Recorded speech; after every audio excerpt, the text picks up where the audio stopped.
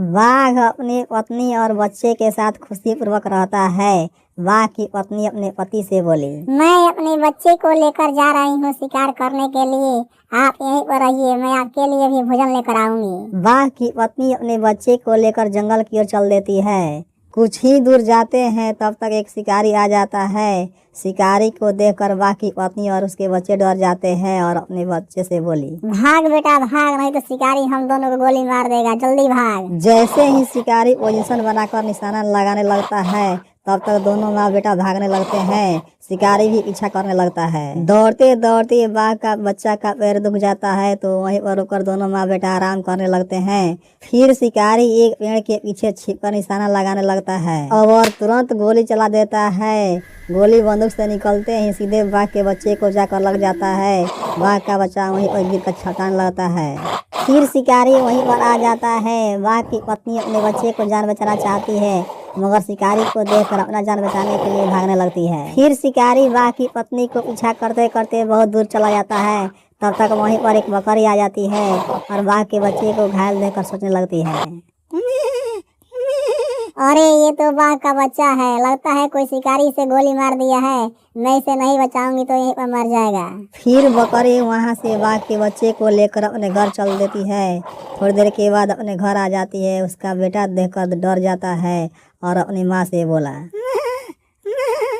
अरे माँ तुम इसे कहाँ से उठा लाई, ये तो बाघ का बच्चा है, इसकी माँ आएगी तो हम दोनों को खा जाएगी, जल्दी ले जाओ, जहाँ से लाई हो वहीं रखा हो। नहीं बेटा, जैसे तू हमारा बच्चा है वैसे ही ये भी किसी का बच्चा है, पहले इसका इलाज जरूरी है, मैं जा रही हूँ इलाज कराने के लिए, तुम यहीं पर रहो। फिर बकरी बाघ के बच्चे को लेकर इलाज कराने चली जाती है। इधर बकरी का बच्चा डरे हुए अपनी माँ को इंतजार करने लगता है। कुछ ही देर के बाद बकरी बाघ के बच्चे को इलाज कराकर लेकर चली जाती है। ऐसे ही कुछ दिन बीत जाता है। धीरे धीरे करके बाघ का बच्चा ठीक होने लगता है। बकरी घास खाने के लिए जंगल की ओर जाती और तुरंत घास खाकर अपने दोनों बच्चे के पास लौट आती है। बकरी को जंगल से आते ही बाघ का बच्चा अपनी माँ की तरह प्यार करने लगता है। बकरी भी अपने बेटे की तरह प्यार करने लगती है। एक दिन बकरी घास खाकर अपने घर लौट रही थी। रास्ते में भेड़िया घेर लेता है और बोला, आज शिकार खुद चलकर मेरे पास आ गया है, आज जी भर के खाऊंगा। भेड़िया की बातें सुनकर बकरी भागने लगती है और तुरंत अपने घर चली आती है। बकरी को परेशान देखकर बाघ के बच्चा पूछने लगता है, माँ क्या बात है कि तुम इतना परेशान हो। फिर बकरी बोली, क्या बताऊं बेटा, रास्ते में भेड़िया घेर लिया था, मैं किसी तरह अपना जान बचाकर भाग कर आई हूँ, नहीं तो आज हमें वो खा ही जाता। ऐसी बात है माँ, फिर कल तुम उसी जगह पर जाना, मैं उस भेड़िया को अच्छा सबक सिखाऊंगा। फिर बकरी उसी जगह पर जाती है और चिल्लाने लगती है,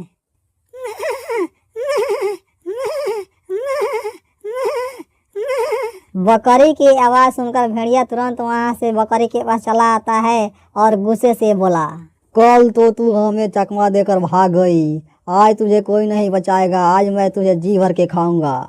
फिर बकरी चिल्लाने लगती है। तब तक बाघ के बच्चा आ जाता है और भेड़िया पर झपटने को चाहता है मगर भेड़िया अपनी जान बचाकर भागने लगता है। बाघ का बच्चा बकरी को जान बचा लेता है। बकरी देखकर खुश हो जाती है। ऐसे ही कुछ दिन बीत गया। बाघ की पत्नी शिकार खोजते खोजते बकरी के पास आ जाती है। बकरी देखकर डर जाती है। बाघ की पत्नी दोनों माँ बेटा को देखकर सोचने लगती है, आज इन दोनों को खाकर अपना भूख मिटाऊंगी, बहुत दिनों के बाद बकरी खाने को मिला है। जैसे ही बाघ की पत्नी दोनों को खाना चाहती है तब तो उसका बेटा आ जाता है और अपनी माँ को डराने लगता है, रुक जाओ माँ, तुम इसे नहीं खा सकती क्योंकि ये हमारी माँ है। तू कैसी बातें करता है बेटा, ये बकरी तुम्हारी माँ नहीं है, हम तुम्हारी माँ है। याद करो वो दिन शिकारी ने हमें गोली मार दिया था, यही माँ हमें उठाकर लाई और दवा इलाज कराकर हमें ठीक किया और अपना दूध पिलाकर हमें इतना बड़ा किया है, इसलिए ये हमारी माँ है। अपने बच्चे की बात सुनकर बकरी से माफी मांगने लगती है और कहती है, हमें माफ कर दो, मैं आपका एहसास कभी नहीं भूल पाऊंगी। आज से हम दोनों इसी जंगल में तुम्हारे साथ मिलजुल कर रहेंगे, एक परिवार की तरह। फिर बाघ और बकरी एक परिवार की तरह खुशीपूर्वक रहने लगती है। प्यारे दोस्तों, अगर हमारी कहानी अच्छी लगी हो तो हमारे चैनल को लाइक और सब्सक्राइब जरूर करें। थैंक यू, धन्यवाद।